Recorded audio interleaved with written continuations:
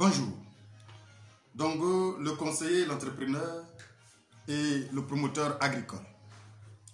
Alors, si vous cherchez des astuces, des conseils, si vous cherchez des techniques, si vous cherchez surtout des techniques pour réussir dans vos différents projets agricoles, je pense que vous êtes réellement à la bonne porte. Quand on était petit, nos parents nous disaient, si vraiment on veut réussir dans notre vie, il faudrait qu'on prenne nos études au sérieux. Alors, ce n'était pas un mauvais conseil. Effectivement, on nous disait, si vous n'étudiez pas, vous allez effectivement revenir prendre les machettes comme nous, vous allez souffrir comme nous et vous allez toutefois passer à côté de votre vie. Alors, on nous avait donné une image au niveau de l'agriculture. Aujourd'hui, je vais essayer de mener ma causerie avec vous autour de cette question. Y a-t-il vraiment une bonne raison aujourd'hui de revenir à la terre, ou bien y a-t-il une bonne raison de faire le métier de la terre? Alors, contrairement à ce que nos parents nous ont dit, contrairement à l'éducation qu'on nous donnait sur la terre, contrairement à ce qu'on nous faisait croire en réalité, alors moi j'ai pu comprendre que la terre est l'investissement le plus sûr qu'on peut conseiller à quelqu'un. Cette mentalité, cette idée, c'est l'ensemble de ces idées qu'on nous mettait à l'esprit. Quand on parle de succès, on parle de réussite, on parlait de réussite intellectuelle, d'épanouissement intellectuel. C'est de ça qu'il s'agissait. Et je pense que en réalité, ça se concentrait sur ça effectivement. Sinon, en réalité, si on nous parlait de succès en termes social, d'épanouissement social, l'agriculture est un des secteurs incontournables si on parle de succès en termes social.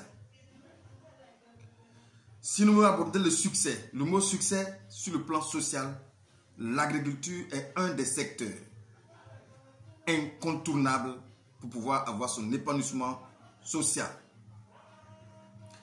J'ai eu la chance, moi personnellement, de côtoyer la terre depuis très petit. On accompagnait déjà les parents au champ. On nous a donné cet amour cet amour pour la terre. On nous a imprégné déjà dans cette histoire de la terre que nous autres on a grandi avec ça au point de continuer à prendre nos études dans ce sens-là. Alors, il a fallu effectivement que je puisse être dans l'agriculture, côtoyer les agriculteurs pour voir effectivement ce que nous avons perdu, ou pour voir effectivement combien de fois on nous a donné des conseils qui sont totalement erronés. Aujourd'hui, beaucoup sont ceux qui ne peuvent même pas conseiller à leurs enfants de côtoyer l'agriculture, de dire tout simplement de faire le secteur agricole. Parce que nous, on disait que tout simplement, si tu n'as pas réussi à l'école, c'est comme si tu as échoué, tu peux venir souffrir. On voyait l'agriculture comme une souffrance. La terre, c'était pour nous une souffrance.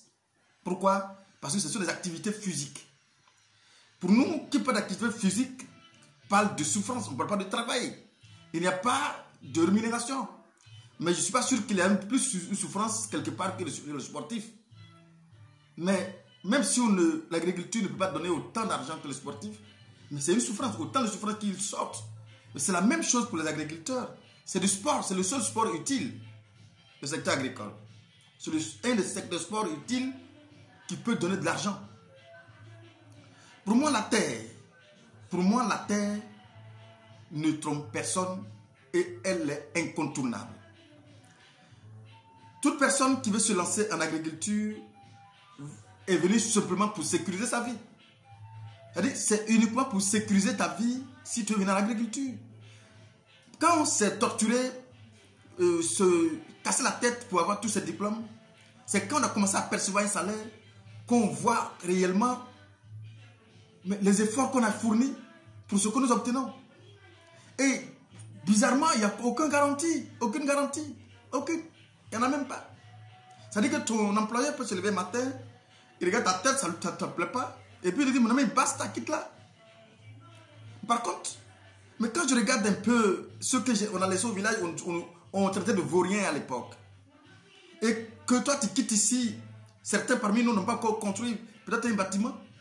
Tu quittes ici, on va au village, on voit que cette personne-là, qu'on a traité de vaurien, qui a échoué, il doit dans sa petite maison, bien construite, et c'est sa maison. Par contre, nous, on court encore derrière les salaires qui n'arrivent même pas à jouer les deux fins du mois. La terre, je vous en prie, ne trahis personne. Tu as déposé, je te ramène ça. Et aujourd'hui, il faut comprendre que, comme je l'ai dit, j'ai eu la chance de côtoyer, j'ai eu la chance d'être avec les planteurs et parfois d'être en contact avec le bulletin de salaire. Parce que c'est nous qui sortons l'argent et on leur donne. Mais parfois tu regardes ce qui est sur son bulletin et tu regardes sur ton virement, c'est le jour et la nuit. C'est par respect parfois, il t'appelle patron. Et le mot patron, c'est juste un décor. Simple décor. Simple décor. C'est le jour et la nuit. Il n'y a même pas de comparaison à effectuer. Alors pour moi, on peut encore se réconcilier avec la terre. Si on veut sécuriser nos retraites, si on veut sécuriser l'avenir de nos enfants, si on veut réellement faire fructifier notre argent, la banque, ce n'est pas sa place. Même si on n'a pas peut-être pu avoir cette chance ou bien on n'a pas pu aborder, bien emprunter cette voie agricole au départ, aujourd'hui, si on a de l'argent, on peut encore être des bons agriculteurs, des bons planteurs. Ce secteur, chez moi, c'est le secteur qui peut te garantir, en plus de l'immobilier, ou qui peut te garantir un bon retour de financement, d'investissement. Pour moi, c'est un des secteurs qui garantit réellement un retour de financement, l'investissement. J'ai des amis avec lesquels je suis aujourd'hui planteur, et lorsque je regarde leur environnement, je suis ébloui, je suis épaté. Ce sont des planteurs. Alors on ne regarde pas la terre telle que nous voyons. Et une fois qu'on a fini de travailler, à un moment donné, on ne travaille plus la terre. Pour celui qui a créé sa plantation de palmiers, pour ceux qui ont des plantations de palmiers, ils peuvent en témoigner. De l'éveillé, ils peuvent en témoigner. Ils sont combien aujourd'hui qui prennent machette pour lancer au champ encore? Non. C'est une entreprise, la terre. La terre est une entreprise. Quand on investit dans l'agriculture, c'est une entreprise que tu crées. Et c'est pourquoi tu vas voir que beaucoup de personnes vont mourir, vont se nourrir autour de ce que tu as réalisé. À un moment donné, tu ne travailles plus. Ce sont les gens maintenant qui travaillent pour toi. C'est ce que l'homme appelle le revenu passif. Mais c'est le début. Il faut travailler dur au départ. Une fois que c'est mis en place, une fois que c'est effectué, le reste là, c'est pour ramasser maintenant ton argent. Et du coup, chaque fin de mois, l'argent arrive dans le palmier. Chaque fin de mois, tu as de l'argent comme encore un fonctionnaire. C'est une des activités qui n'a pas de retraite. C'est pourquoi je dis, une fois que c'est fait, c'est quelque chose qui a créé durablement, qui restera avec toi. Alors, il faut qu'on s'inspire en réalité des personnes, des modèles qui ont fait leur mieux dans chaque secteur, dans chaque domaine. Qu'on ne prenne pas un domaine comme, disons, le secteur des pauvres, le secteur des échoués. L'agriculture était censée être comme le secteur des échoués. Mais aujourd'hui, les fonctionnaires ont compris qu'effectivement, ils ne peuvent même pas se comparer à un bon agriculteur. Et c'est pourquoi beaucoup de personnes sont converties, ou bien reconverties à l'agriculture. Ils sont nombreux aujourd'hui. Mes amis qui ont fui l'agriculture, ils sont nombreux à m'appeler aujourd'hui pour dire, cher ami, trouve-nous de la parcelle quelque part là-bas, on va créer un champ d'éveillage, on va créer un champ de palmiers, parce qu'effectivement, ils ont compris que la retraite sera fatale. On sait ce que nous appelons pension. On connaît ce qu'on appelle pension en Côte d'Ivoire, pension en Afrique. Alors, une fois que j'ai créé mon palmier va produire progressivement. Et si c'est bien entretenu, ça produit dans le temps. Ça veut dire c'est un bon vin.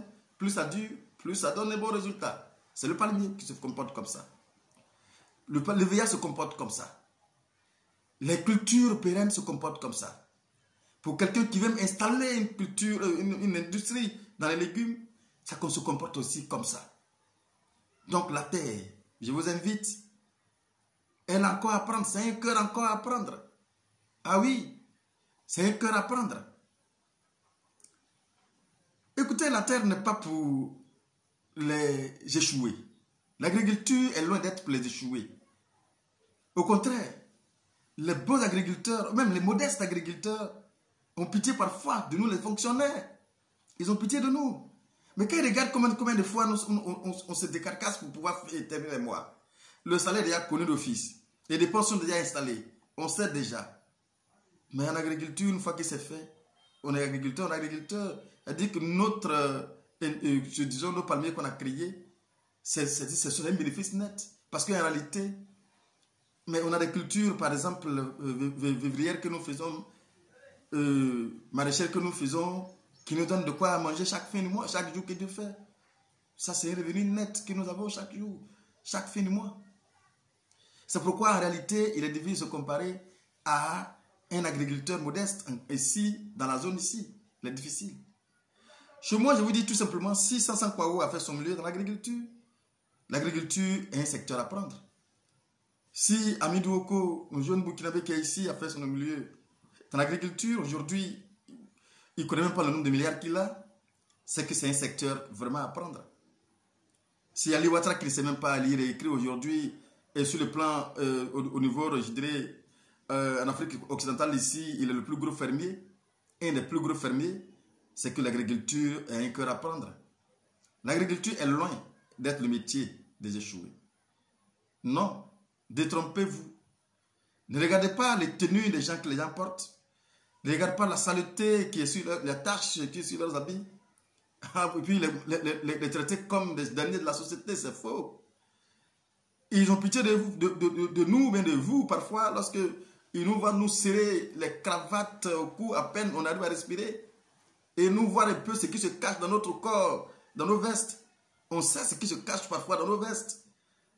On connaît la douleur qui est dans nos vestes. On connaît, et ils savent tous cela. Pour vous dire tout simplement que si on nous avait donné déjà une mauvaise pensée, une mauvaise image au niveau dans le secteur agricole, c'est faux. C'est archi faux. Je peux vous donner autant d'exemples si je veux, en un point fini, des personnes que je côtoie, les personnes avec qui je travaille aujourd'hui. On peut donner des exemples qui ne finiront pas. Pour vous dire, le secteur est encore là.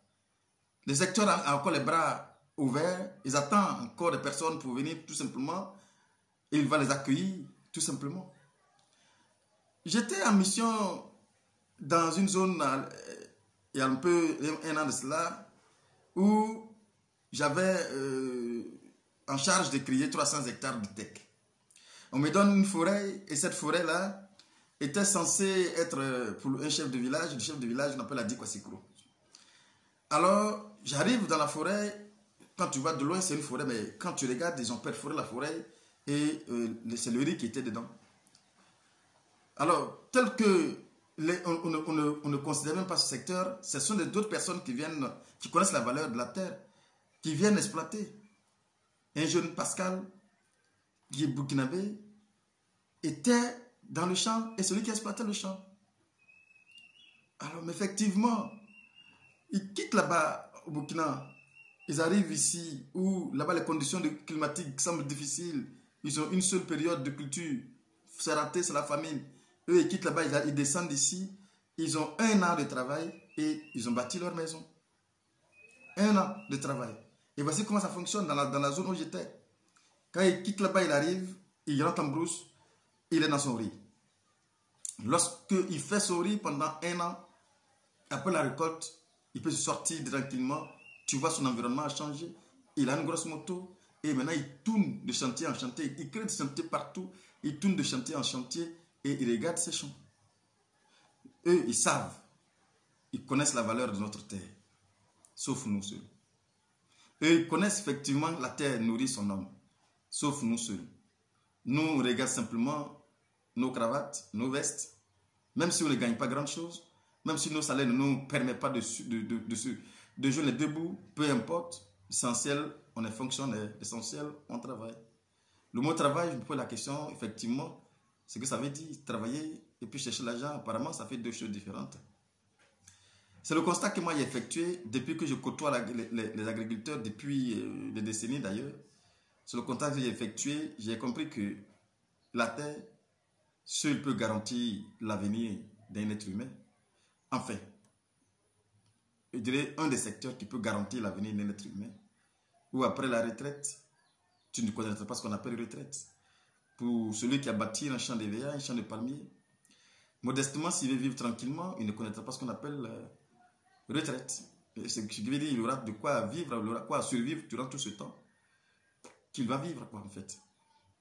Aujourd'hui, c'est juste une petite causerie que je suis en train de mener avec vous pour vous dire tout simplement que ce secteur encore, celui qui veut venir, qu'il vienne, quoi, en fait.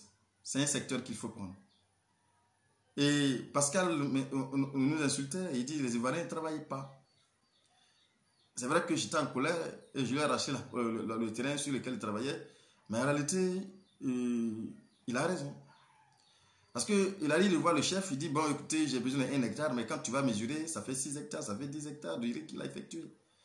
Mais le gars, lorsqu'il a la forêt, lorsqu'il te donne la forêt, il ne va même plus là-bas pour savoir ce que tu as dit. Bon, voici ça là-bas, va nettoyer, tu as 1 hectare, mais lui n'est pas bête, il rentre au milieu et puis il perfore, il peut te trouver, il peut te taper 6 hectares, 10 hectares, 5 hectares, et puis il est là.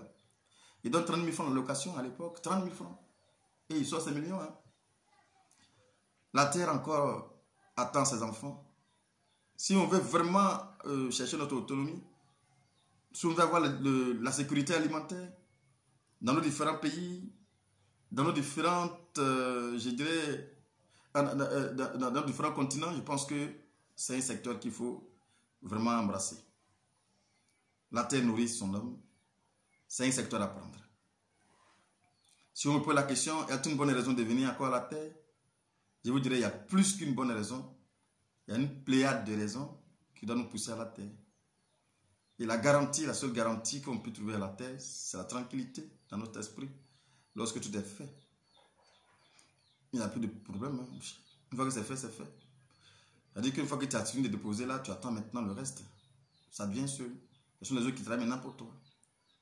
Et bon, tu tournes, si tu veux vivre une vie, tu vis la vie que tu veux, hein. Ça t'engage que toi. Alors revenons encore à la terre, c'est pas encore tard, c'est pas encore du tout tard. On peut revenir à la paix à n'importe quel moment. On peut revenir à n'importe quel moment, il n'y a pas du tout tard, on peut encore revenir. Pour ceux qui ambitionnent venir, nous sommes effectivement là pour vous soutenir, nous sommes là pour vous accompagner. Nous sommes là pour vous appuyer. Nous sommes là pour vous faire gagner du temps. Surtout du temps. Et c'est pourquoi je vous conseille plutôt de venir, de nous contacter. Pourquoi? Parce que nous autres, pour faire nos milieux, on a fait beaucoup de déchets. Et ces déchets-là, nous, on peut vous permettre de les éviter. Voilà, on peut vous permettre de les éviter. Et cela va vous permettre de gagner du temps. Il y a beaucoup de déchets que je continue toujours de constater. Et je pense qu'on peut quand même les éviter. S'il y a les éviter, il faut qu'on les évite, quoi, en fait. Voilà, c'est juste une petite causerie. Mais je pense que ça vaut quand même le coup. Voilà, c'est le même Dongo, le promoteur agricole. Voilà, qui essaie de vous inviter aujourd'hui à venir vraiment à la terre, à l'agriculture qui ne trahit personne. Qui ne trahit personne. Nous n'avons pas des slogans simplement dans notre esprit, dans notre bouche. Chez moi, en Côte d'Ivoire, on dit le succès de ce pays repose sur l'agriculture. Même si ce n'est pas l'image que nos gouvernants nous donnent, mais c'est la réalité. Pour ceux qui connaissent cette agriculture, ils connaissent, ils savent ce qu'ils y gagnent. Soyez les bienvenus pour ceux qui ont décidé de venir à l'agriculture. Et je pense que vous êtes encore les bienvenus. Venez Nous sommes là pour vous accompagner. Pour ceux qui sont pas encore abonnés, je pense que c'est le moment de se vous abonner parce qu'on essaie de vous envoyer, de vous donner des vidéos à tout moment que le temps nous permet. Abonnez-vous et partagez nos vidéos pour essayer de toucher le maximum de personnes parce que notre ambition, c'est d'essayer d'éveiller un peu la jeunesse qui est en train de dormir, essayer de les pousser vraiment à réagir, à agir parce qu'il y a lieu de le faire et à aider à l'autosuffisance alimentaire dans nos différents continents. Je pense qu'on peut le faire. Partager et toucher le maximum de personnes, ça va faire beaucoup de bien. À ceux qui sont encore en train un peu d'hésiter encore, je pense que ça va faire beaucoup de bien. Merci et encore une fois, à bientôt pour une autre vidéo.